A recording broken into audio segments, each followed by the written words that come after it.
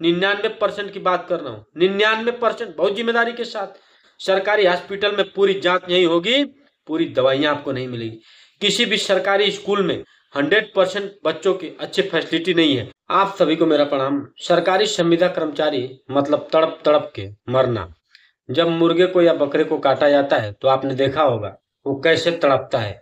वही स्थिति आज सरकारी कर्मचारियों की भी है, और मैं पूरे तर्कों के साथ, तथ्यों के साथ, प्रमाणों के साथ बताऊंगा। वही स्थिति संविदा कर्मचारियों की भी है। नेताजी लोग पुरानी पेंशन लेंगे, अब देखिए, और कर्मचारी नई पेंशन लेगा जो मोदी जी ने लागू किया है। तो जब मोदी जी के ही नेता है और जब मोदी जी सरकार में है, तो ये अपने नेताओं को जब इतनी अच्छी पेंशन की स्कीम है, तो इसको क्यों नहीं कहते हैं कि आप लोग भी यही लेंगे, नई पेंशन स्कीम। इनको पुरानी पेंशन स्कीम क्यों चाहिए? और सरकारी संविदा कर्मचारियों का तो ऐसा हाल है, जो नेताजी लोगों के जूते का पॉलिश का खर्च है, टॉयलेट बाथरूम के सफाई का खर्च है, उससे भी कम, उससे भी कम। आप देखिए, बहुत कठोर शब्द और बहुत गंभीर आरोप लगा रहा हूं पूरे सरकार के ऊपर, उससे भी कम वेतन संविदा कर्मचारियों को दिया जा रहा है। 5,000, 10,000, 7,000, 15,000, 3,000, 3,500 से लेकर यही उनका पेमेंट है। 20,000, 25,000 जो बहुत अच्छे पदों पे है, 30,000, 35,000, 40,000। ये आप समझिए, जो संविदा कर्मचारी है, क्या उनके बच्चे नहीं हैं? क्या उनका घर परिवार नहीं है? इनके बूट पॉलिश का, इनके सूट पॉलिश का, और इनके कपड़े का, जूते का, गाड़ी का, पर्स का, घड़ी का, वैलेट का आप खर्च देखिए, इनके फोन का, इनके व्यवस्थाओं का, वो पैसा कहाँ से आ रहा है? जितना भी सुविधा सुरक्षा इनको है, रात सोने से लेकर सुबह जगने तक, सुबह जगने से लेकर रात सोने तक, जो भी 1 रुपए का सामान ये लोग उपयोग कर रहे हैं, ये हमारे और आपके खून पसीने की कमाई है, आम जनता के टैक्स का पैसा है। इनको रैलियों में फूंकने के लिए अरबों रुपए, करोड़ों रुपया, अरबों खरबों रुपए नुकसान करने के लिए किसी भी हॉस्पिटल में, मेरा चैलेंज है पूरे राजनीतिक पार्टियों को और सभी राजनेताओं को, किसी भी 99% की बात कर रहा हूं, 99% बहुत जिम्मेदारी के साथ। सरकारी हॉस्पिटल में पूरी जांच नहीं होगी, पूरी दवाइयां आपको नहीं मिलेगी। किसी भी सरकारी स्कूल में 100% बच्चों की अच्छी फैसिलिटी नहीं है, पढ़ाई लिखाई की सुविधा नहीं है, बैठने उठने के लिए अच्छे संसाधन उपलब्ध नहीं है। अब आप देखिए, ये जो दो मुख्य कड़ी है, शिक्षा और चिकित्सा, यही बदहाल है। और ये बोलते हैं कि पूरा भारत खुशहाल है, हम पूरे भारत को विश्व गुरु बनाएंगे।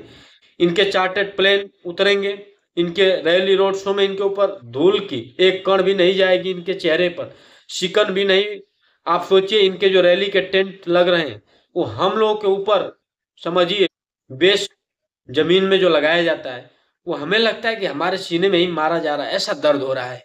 इस डिजिटल जमाने में मैं बस एक ही मांग कर रहा हूँ सारी राजनीतिक पार्टियों से, सभी राजनेताओं से, कि अगर आप इतने दूध के धुले हैं, सब लोगों ने राज किया है भारत में, चाहे वो कोई भी पार्टी हो, कोई भी नेता हो, इनके क्षेत्र का ही स्कूल, इनके क्षेत्र का ही हॉस्पिटल, इनके क्षेत्र की सड़कें, इनके क्षेत्र की और सारी जो जनता के लिए उपयुक्त सेवाएं हैं, उसको एक बार ये लोग जाकर और सोशल मीडिया पर सब पब्लिश कर दें। 100%। अभी आप देख लीजिए, 99% की जो स्थिति आपको दिखाई देगी, वो ऐसी बस से भी बदतर स्थिति है।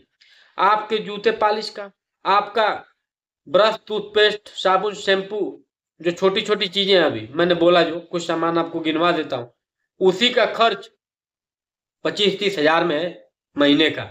साजो सामान का, टॉयलेट बाथरूम, साफ सफाई का, ये सब इनका जो खर्च है, सब्जी खाने पीने का, 25 से 50 हजार रुपये। और पहनने का, व्यवस्थाओं का तो पूछिए मत। वो अगर आप जोड़ देंगे किसी भी नेता का, तो लाखों में होगा। 1 लाख से शुरू होकर 5 लाख तक, 10 लाख तक, जैसी जिसकी सुविधाएं, व्यवस्थाएं। ये पैसा कहाँ से आ रहा है? कोई खेती नहीं है भैया, ये सब जनता के टैक्स का पैसा है। जो भी संविदा कर्मचारी 3,000, 5,000, 7,000, 10,000, 15,000, 20,000 पा रहा है, वो क्या कर लेगा? अपने बच्चे पढ़ाएगा इस महंगाई में, अपना खर्चा चलाएगा कि क्या करेगा? ये नेता लोगों के बच्चे कॉन्वेंट स्कूलों में पढ़ेंगे, वीवीआईपी स्कूल में पढ़ेंगे, इनका ट्रीटमेंट प्राइवेट हॉस्पिटलों में होगा, इनके बच्चे सब प्राइवेट स्कूलों में पढ़ेंगे। और आम जनता के लिए क्या है? बस भाषण, बातें, नारे, और पता नहीं क्या क्या ड्रामा है। मेरी बस एक ही मांग है, मैं एक ही भारत की जनता से भी मांग कर रहा हूँ, इन नेताओं से भी मांग कर रहा हूँ, चुनाव आयोग से भी मांग कर रहा हूँ, कि सभी दलों को बस एक बात कह दीजिए कि रैली, भाषण, पेपर पंपलेट, बैनर, ये सारे होर्डिंग वगैरह सब बंद होने चाहिए। जब पेपरलेस की बात हो रही है, डिजिटल इंडिया की बात हो रही है, सोशल मीडिया की बात हो रही है। सबके हाथ में फोन है, सबके घर में टीवी है, न्यूज चैनल है, तमाम तरीके से सब सोशल मीडिया पर जुड़े हुए हैं। हर नेता के अच्छे खासे फॉलोअर हैं, सब्सक्राइबर हैं। तो फिर इन रैली की, इन रोड शो की भीड़ लगाने की क्या जरूरत है? अरबों खरबों रुपए देश का नुकसान करने की जरूरत क्या है? क्यों नहीं हम लोग इस दिशा में कदम बढ़ा सकते हैं? क्यों नहीं हम लोग ऐसा कार्य कर सकते हैं कि भारत को इन सब से मुक्ति दिला सके, आजादी दिला सके? ये हम गुलाम थोड़ी हैं इन लोगों के, कि जो संविदा कर्मचारी होगा, जो आशा आंगनबाड़ी का हालत है, और जो कर्मचारियों के लिए पुरानी पेंशन का स्कीम इन्होंने बंद कर दिया, नेताओं के लिए चालू कर दिया। ये किस रामराज की बात हो रही है कि अपने लिए सारा सुविधा और जनता के लिए दुविधा, अपने लिए सुख जनता के लिए दुख, अपने लिए भोग जनता के लिए योग? ये कैसे चलेगा? इसलिए मैं बड़ी जिम्मेदारी के साथ बोल रहा हूं, सारे नेताओं को और सारे राजनीतिक पार्टियों को चैलेंज कर रहा हूं। अकेला हिंदुस्तान का आदमी सारे राजनीतिक पार्टियों को, सारे नेताओं को चैलेंज कर रहा हूं बड़ी जिम्मेदारी के साथ। इनके क्षेत्र में जितने भी हॉस्पिटल हैं, जितने भी स्कूल हैं, जनता के काम आने वाले जितने भी सरकारी व्यवस्थाएं हैं, सरकारी संसाधन है, उनका सोशल मीडिया, उन सबको ये लोग सोशल मीडिया पर पब्लिश करें। सोशल मीडिया के माध्यम से जनता भी इस चीज में जागरूक हो, दिखाए इनके क्षेत्र के बस स्टेशन का हाल, रेलवे स्टेशन का हाल, इनके क्षेत्र में हॉस्पिटल कैसा है, स्कूल कैसा है, इनके क्षेत्र में कितने विश्वविद्यालय हैं, कितने इंटर कॉलेज हैं, कितने हॉस्टल हैं, इन सब का अब हिसाब होना चाहिए। क्योंकि अगर सोशल मीडिया की बात हो रही है और डिजिटल इंडिया की बात हो रही है, और हम बोल रहे हैं कि भारत को 21वीं सदी में सब लोग साक्षरता दर हमने भारत का बढ़ाया है, तो अब इन सब मुद्दे पर भी चर्चा होना चाहिए, ताकि पता चले कि भारत का युवा अब जाग चुका है। अब भारत का युवा सोने वाला नहीं है, रोने वाला नहीं है, अब किसी से डरने वाला नहीं है, दबने वाला नहीं है। ये संविधान की ताकत हम दिखाएंगे, हम बताएंगे, हम सच्चाई सबके सामने, दुनिया के सामने उजागर करने का कार्य करेंगे। वंदे मातरम। जय हिंद, जय भारत। हमारी बातों को देश शेयर करिए, हमारे चैनल को सब्सक्राइब करिए। जय हिंदुस्तान, जय श्री राम।